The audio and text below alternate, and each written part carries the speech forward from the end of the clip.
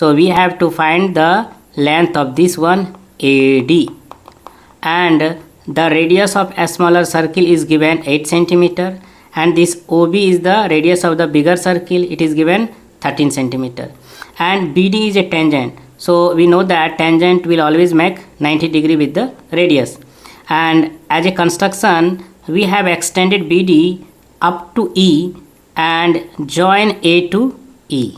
So you can see here this will be 90 degree because AB is the diameter of bigger circle, and diameter always makes 90 degree at any point on the circle. Now you see this O is the center, is the midpoint of AB because it is diameter.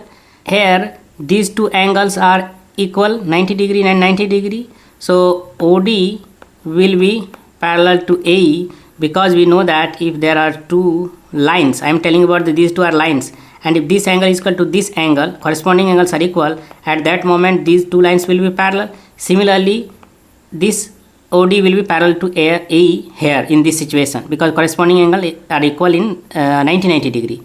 Now you see we have to find the value of BD. Let's suppose BD. So BD square will be OB square minus OD square. I am applying Pythagoras theorem. So 13 square minus 8 square. So 169 minus 64, that is 105. So BD will be directly 105. Now I will write down here BD, that is 10. Now you see I will apply midpoint converse of midpoint theorem. So this O is the midpoint of AB and these two lines are parallels. So definitely D will be also midpoint of B by the converse of midpoint theorem. So at that moment we know that from the midpoint theorem this line OD will be half of AE. So OD is already known by us, that is 8. So 8 is equal to AE by 2. It means AE is equal to 16. So this length will be 16. And now D is the midpoint. So this is 10 root under 105. So this length DE will be also 10 root under 105. Now I will apply the Pythagoras theorem in triangle ADE. So AD square is equal to AE square plus DE square.